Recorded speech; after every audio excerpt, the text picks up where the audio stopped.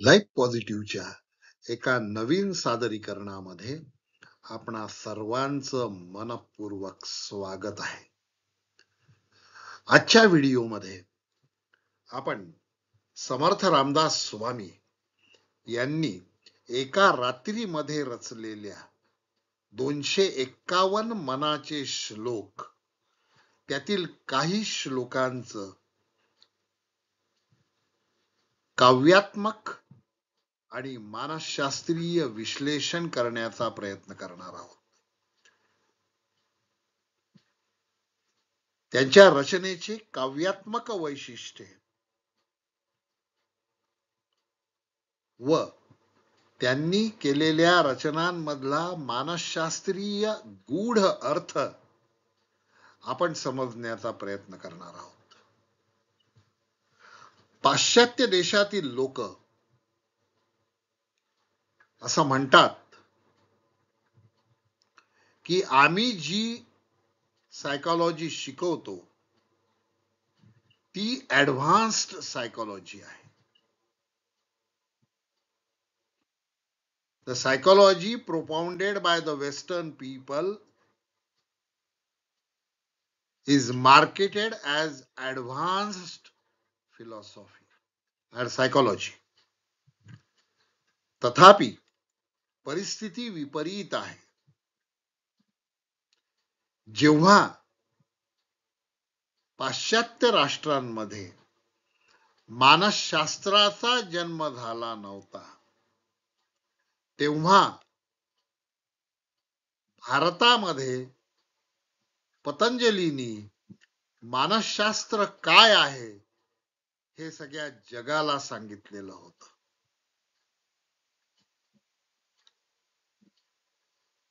आणि हा आधार की मानवाला एक शरीर आहे,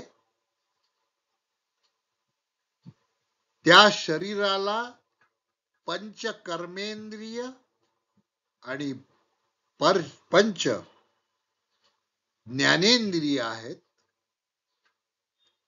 मानवाचं शरीर, शरीराला पंच कर्मेंद्रिय, पंच ज्ञानेंद्रिय आणि त्यावर वर असलेलं या 10 इंद्रियांच्या वर असलेलं मन आणि त्या मनाच्या वर असलेली बुद्धी आणि त्या बुद्धीच्या वर असलेला आत्मा, एवढी चढण भारतीय मानसशास्त्राने जगाला दिलेली आहे. पतंजली मनाची शुद्धावस्था चित्त या संबोधात्मक शब्दाद्वारे प्रस्तुत करतो आहे. ही पतंजली पासून चालत आलेली परंपरा अतिशय साध्या सोप्या मराठी भाषेमध्ये, मायबोलीमध्ये समर्थ रामदासांनी एका रात्रीतून मांडलेली आहे. या ऐतिहासिक चमत्काराचं एक थोडस सिंहावलोकन मानसशास्त्रीय आणि काव्यात्मक दृष्ट्या करण्याचा प्रयत्न आपण करणार आहोत. मनाचे श्लोक हे 251 श्लोक आहेत.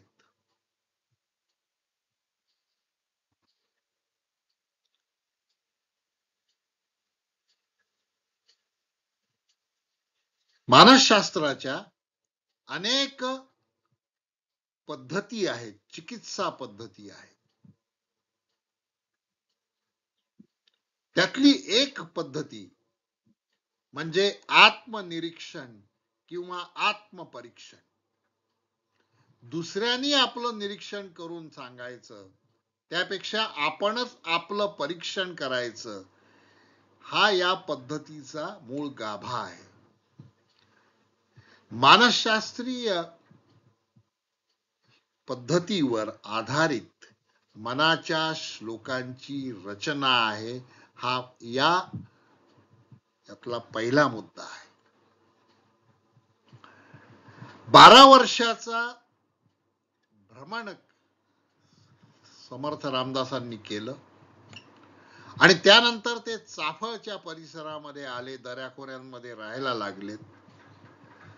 त्या ठिकाणी त्यांना लोकांनी भूमी दान दिली, कोणी रामाची मूर्ती दिली आणि त्या ठिकाणी मंदिर स्थापन झालं आणि रामनवमीचा उत्सव जवळ आला.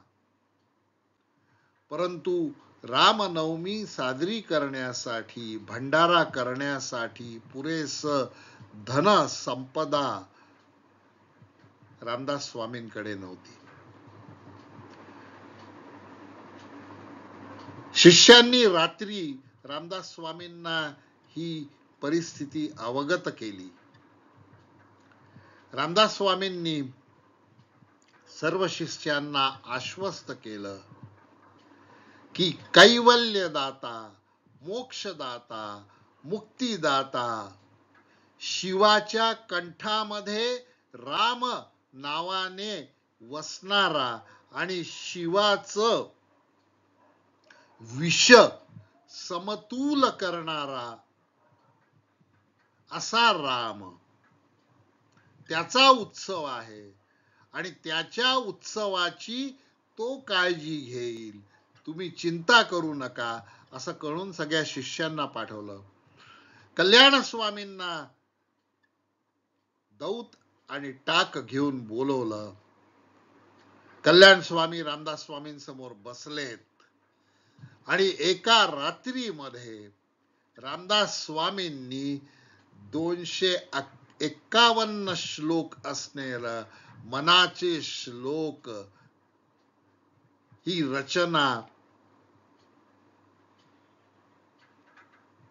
श्रुतीद्वारे कल्याण स्वामींना दिली आणि कल्याण स्वामींनी ती उतरवून घेतली. दुसऱ्या दिवशी जेव्हा भक्त भिक्षाटनासाठी निघाले त्यावेळेला कल्याण स्वामींनी त्या प्रति प्रत्येक शिष्याला दिल्या आणि या मनाच्या श्लोकांचा प्रसार करत भिक्षा मागायला विनंती केली. हे सांगायलाच नको की रामनवमीचा उत्सव वाजत गाजत थाटात तयार झाला, साजरा झाला. 251 श्लोक आहे. त्यातला पहिला श्लोक हा मंगलाचरणाचा आहे, तो मी या ठिकाणी घेतलेला नाही. मला मानसशास्त्रीय दृष्टिकोनातून विश्लेषण करायचं आहे आणि थोडंसं काव्यात्मकही विश्लेषण करायचं आहे आणि हे सिद्ध करायचं आहे की रामदास स्वामी कुठल्याही विद्यापीठात शिकले नसले तरीही पण त्यांनी जी तपश्चर्या केली होती त्या तपश्चर्येच्या आधारावर त्यांना सर्व विद्या प्राप्त झालेल्या होत्या. त्यामुळे मानसशास्त्रही ते जाणत होते, काव्यशास्त्र पण ते जाणत होते. याचं उदाहरण, याचं सुंदर उदाहरण, अतिसुंदर उदाहरण म्हणजे मनाचे श्लोक आहेत. आपण दुसऱ्या क्रमांकाचा श्लोक बघूया. मना सज्जना भक्ती पंथेची जावे, तरी श्रीहरी पाविजे तो स्वभावे. जनी निंद्यते सर्व सोडून द्यावे, जनी वंद्यते सर्व भावे करावे. आता आधी मानसशास्त्रीय विश्लेषण आपण करू. रामदास स्वामी मनाला म्हणतात आहे बघा, हे मना, हे सज्जन मना. आता जर मन जर सज्जन असेल तर त्याला सांगायची काय गरज आहे की तू भक्ती पंथाला जा. त्याला काय सांगायची गरज आहे की की तू भक्ती पंथाला लागला की तुझ्या स्वभावामध्ये हरी तुला पावेल.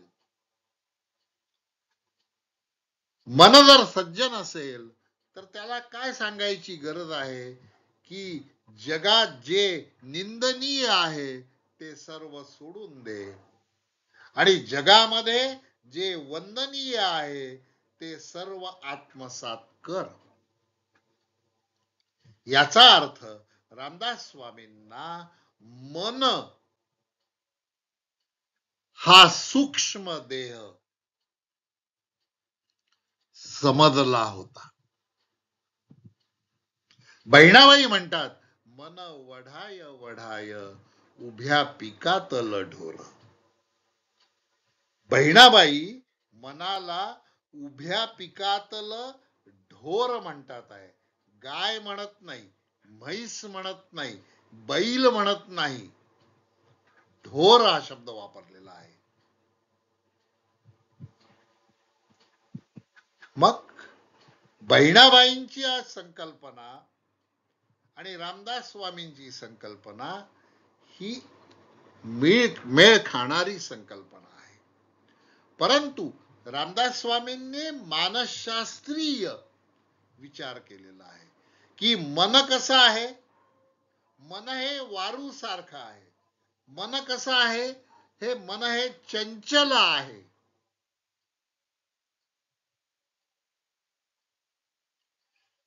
आणि म्हणून उपनिषदामध्ये मन तो प्रग्रहमेवच, मन हा लगाम आहे. पंचकर्मेंद्रिय आणि पंच ज्ञानेंद्रिय याच्यावरचा लगाम, या 10 इंद्रियांचा लगाम म्हणजे मन आहे. आणि मन चंचल आहे म्हणून त्याच्यावर बुद्धी आहे. आणि बुद्धी कशी असायला हवी, सत्सद विवेक, सत काय असत काय याचा भेद करणारी बुद्धी असायला हवी. आणि त्या बुद्धीच्या वर कोण आहे, तो आत्मा आहे. तो आत्मा कोण आहे, तो परमात्म्याचा अंश आहे. ही जी उपनिषदामध्ये सांगितलेली देहाची बांधणी आणि उतरण रामदास स्वामींना समजली होती. म्हणून ते म्हणतात, हे मना, हे सज्जन मना. मनाला गोजारतात आहे, गोंजारतात आहेत, त्याला समजवून सांगतात आहे. कारण जर त्याला व्यवस्थितरित्या समजून सांगितलं नाही तर मन हे बंडखोर असतं. आणि बंडखोर मनाला शांत करणे, त्या लगामाला ओढून बुद्धीच्या ताब्यात देणे हे आवश्यक आहे. हे रामदास स्वामींना माहिती होतं आणि म्हणून रामदास स्वामी मना सज्जना असं म्हणतात. या ठिकाणी आपण मनाच्या श्लोकांचं काव्यात्मक वैशिष्ट्य आपण बघणार आहोत. 251 श्लोकांचं काव्यात्मक वैशिष्ट्य या एका स्लाइड मध्ये मी तुम्हाला स्पष्ट करण्याचा प्रयत्न केलेला आहे. या मनाच्या श्लोकाची रचना अक्षर गणवृत्तामध्ये आहे आणि ते वृत्त आहे भुजंग प्रयात.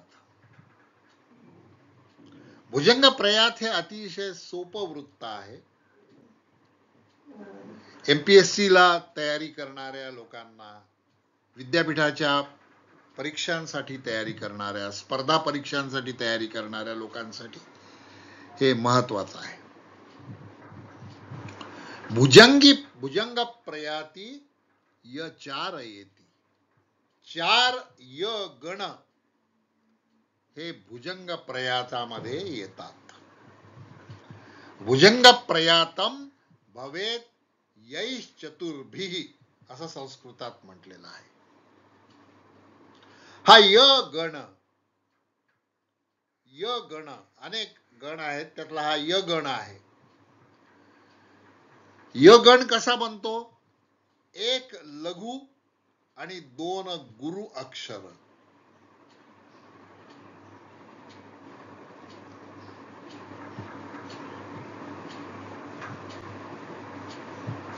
क्रमाने येती चार जयात, म्हणावे तयाला भुजंग प्रयात. अशी काव्यात्मक ओळख भुजंग प्रयाताची आहे. पदी अक्षरे ज्याची येत 12 अक्षर आहेत. आणि उदाहरण दिलं आहे पुढे, रमानायका दुःख माझे निवारा.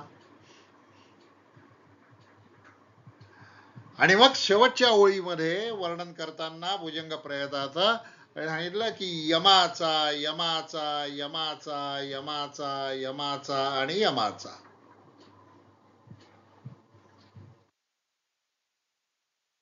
मगाशी आपण जो पहिला दुसऱ्या नंबर क्रमांकाचा मनाच्या श्लोकामधील दुसऱ्या क्रमांकाचा श्लोक जो बघितला, त्याचं जर भुजंग प्रयातामधलं विश्लेषण करायचं झालं तर ते पुढील प्रकारे करता येईल. ते तिथे दिलेलं आहे. मना सज्जना भक्ती पंथेची जावे. आता जा आणि वे बघा, लघु आणि दीर्घामधला फरक मी तुम्हाला समजून सांगतो आहे. आता जावेसाठी इथे शब्द आलेला आहे पुढे कंसामध्ये दिलेला, 2 आणि 2. 2 हा दीर्घ शब्द आहे, दीर्घ अक्षर आहे, त्याच्यासाठी 2 हा शब्द वापरला आहे.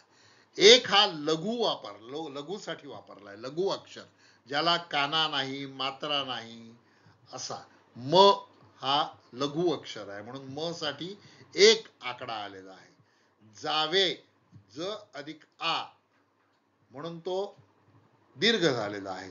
व अधिक ई म्हणजे वे, म्हणून तेथे 22 हा अक्षर आलेला आहे.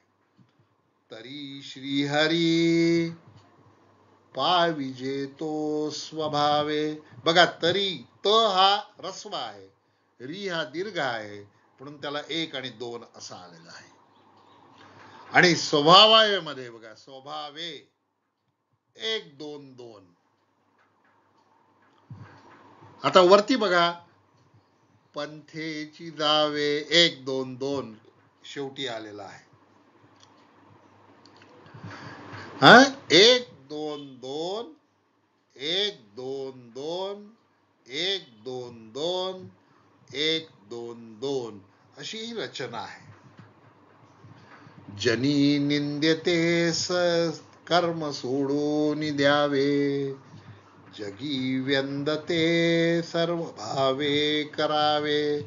या स्लाइड मध्ये आपण अक्षर गुणवृत्त आणि त्यातील भुजंग प्रयात वृत्त, ज्या वृत्तामध्ये रामदास स्वामींनी मनाच्या श्लोकाची बांधणी केलेली आहे, ते आपण बघितलं.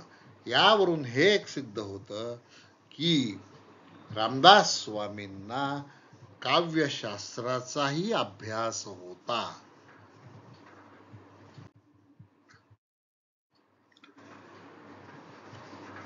आता या मनाला समजावून सांगायचं तिसरा श्लोक आहे मनाच्या श्लोकांमधला. प्रभाते मनी राम चिंतित जावा. आता प्रभाते सकाळी, सकाळी लवकर उठावं, हे अप्रत्यक्षपणे रामदास स्वामी सांगून राहिलेले आहे. म्हणजे मनाला शरीराच्या नियंत्रणाचे, आचरणाचे धडे रामदास स्वामी देऊन राहिलेले आहेत. प्रभाते मनी राम चिंतित जावा. चिंता करू नये, चिंतन करावं. आणि चिंतन कशाचं करायचं? शुभाचं चिंतन करायचं, म्हणून राम.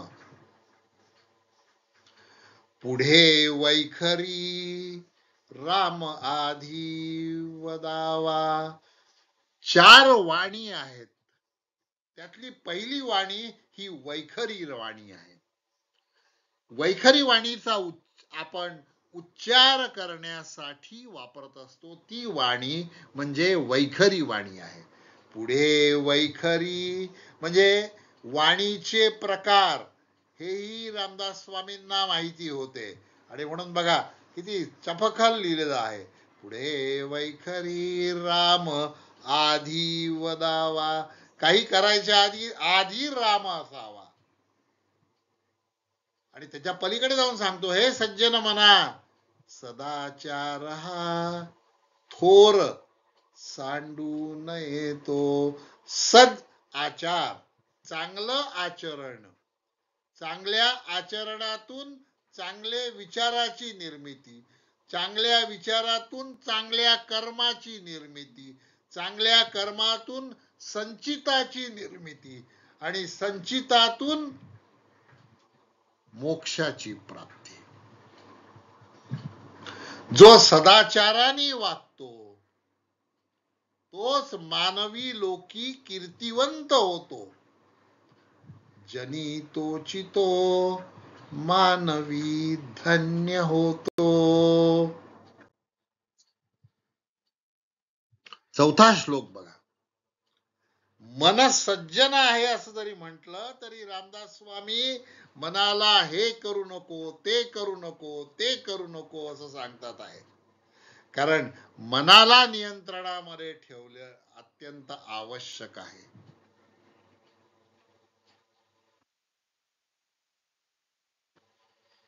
मना वासना, शरीर आलं म्हणजे वासना आल्या, वासना म्हणजे इच्छा आल्या.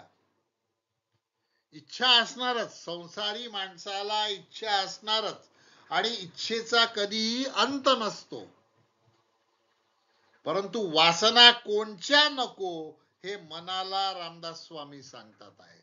दुष्ट वासना नको रे, दुष्ट कामा नये रे, दुष्टपणा करू नकोस, वाईट विचार करू नकोस, वाईट विचार करू नकोस, हे वारंवार सांगतात आहे. वासना दुष्ट असल्यात कि मग बुद्धी ही पाप वृत्ती होते. म्हणून दुसऱ्या ओळीत म्हणतात, मना सर्वथा पाप बुद्धी नको रे. रामदास स्वामींना हे माहिती आहे की कलियुग आहे आणि कलियुगामध्ये कली आपलं तांडव दाखवणार आहे. सत्प्रवृत्तीची माणसं कमी होणार आहेत आणि दुष्प्रवृत्तीची माणसं वाढणार आहेत. म्हणून हे मना पाप बुद्धी ठेवू नकोस. आणि त्याच्या पुढे माझा जे नको ते सांगितलं आधी, हे लक्षात घ्या. बघा पहिल्या 2 ओळीमध्ये काय नको ते सांगितलेलं आहे आणि दुसऱ्या 2 ओळीमध्ये काय हवं ते सांगितलेलं आहे. मांडणी बघा अतिशय मानसशास्त्रीय पद्धतीने. मना वासना दुष्ट कामा नये रे, मना सर्वथा पाप बुद्धी नको रे, मना धर्मता नीती सोडू नको हो. धर्माचरण कर, सत्यम वद, धर्मम चर, असं उपनिषद सांगतात. रामदास स्वामी तेच सांगून राहिले. नीती सोडू नको. नीती म्हणजे काय? कुठे कसे वागावे याचं शास्त्र म्हणजे नीतीशास्त्र. मना धर्माने आचरण कर म्हणजे तू नीतीने आचरण करशील. मना धर्मता नीती सोडू नको हो, मना अंतरी सार विचार राहो. सार काय आणि असार काय हे समजून घ्यायला पाहिजे. सार हे कायम स्वरूपी आहे. सार म्हणजे एसेन्स आहे. सार म्हणजे क्विंटेसन्स आहे. क्विंटेसन्स म्हणजे काय? Essence of essence is quintessence. म्हणून त्या रामदास स्वामी सांगतात, मनांतरी सार विचार राहो. तुझ्या मनामध्ये नेहमी सार विचार राहो, असार बाजूला जाऊ.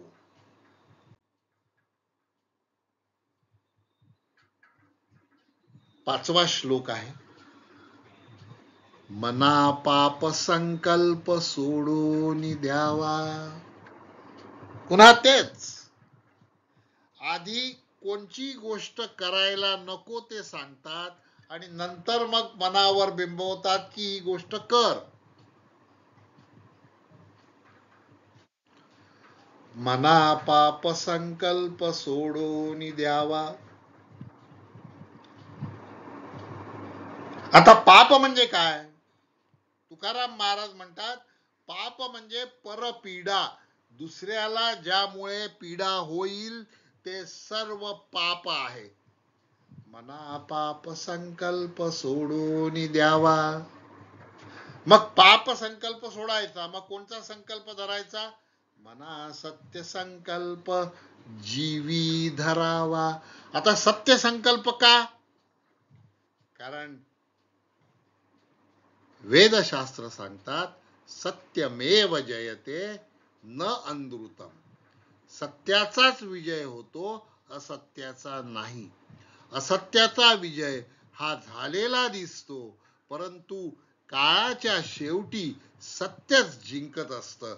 सत्याला अनेक यातना आणि सन्मार्गावर आणि सत्य मार्गावर चालणाऱ्या लोकांना अनेक अग्निपरीक्षांना तोंड द्यावं लागतं, परंतु अंतिम विजय हा सत्याचा असतो.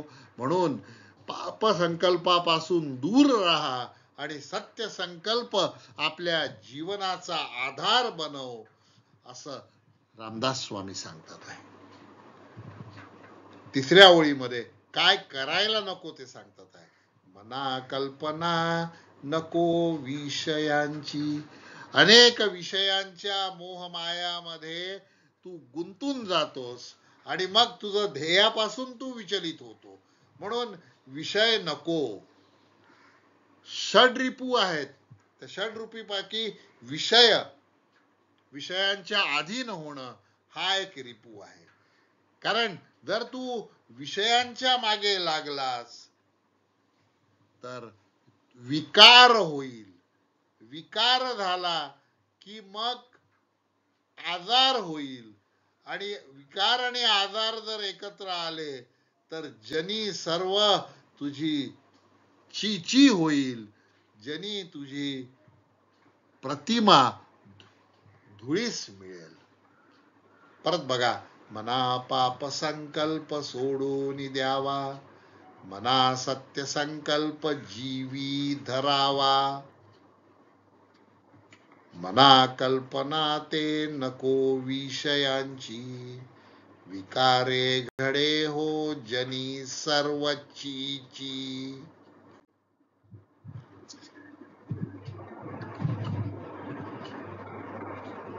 6वा श्लोक बघा, नको रे मना क्रोध हा खेदकारी, नको रे मना काम नाना विकारी, नको रे मना लोभ हा अंगीकारू, नको रे मना मत्सरू दंभ भारू. या श्लोकाचं वैशिष्ट्य असं आहे की या कडव्यामध्ये रामदास स्वामी चारही नकारार्थी गोष्टी सांगतात आहेत. आणि ते सुरुवात कशी केली आहे, हे नको नको नको नको. नको रे मना, समजावून सांगून राहिले त्या मनाला. नको रे मना, काय नको? क्रोध नको, काम नको, लोभ नको, मत्सर नको, दंभ नको. क्रोध हा खेदकारक असतो. तुम्हाला राग आला तर मनात 1 ते 10 आकडे मोजा, कारण क्रोधाचा कालावधी हा फार लहान असतो. क्रोध आल्यावर शांत राहा, चिडू नका. कामाला, काम हा पुरुषार्थ आहे, पण तो पुरुषार्थासारखाच वापरला पाहिजे. परंतु जर काम वासना विकृत झाली तर अनेक विकारांना जन्म देते. आणि मनाचं आणखीन एक वैशिष्ट्य आहे, त्याला लोभ, अनेक गोष्टींचा मोह होतो. हे हवं, ते हवं, ते हवं. परंतु जे हवं ते कायमस्वरूपी टिकणारं आहे की क्षणभंगूर आहे, याचा विचार न केल्यामुळे माणूस लोभाला बळी पडतो. आणि एकदा लोभ आला की माणसाच्या शरीरामध्ये मत्सरही येतो. अरे हे माझ्याकडे आहे का? नाही आहे. हे त्याच्याकडे आहे का? आहे. मग त्याच्याकडे ते आहे जे मला पाहिजे आहे, म्हणून मी त्याचा मत्सर करायला लागतो.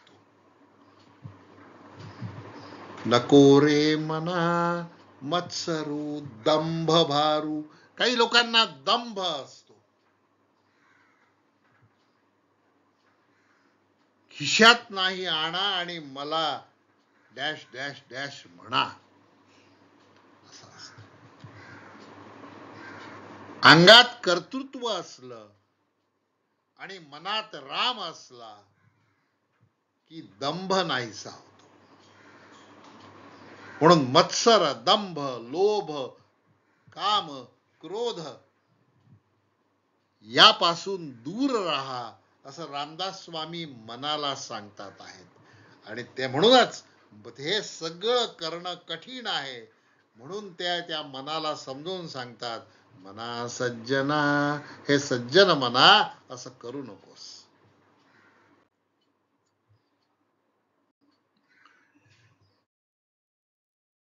आपण 251 कडव्यांचं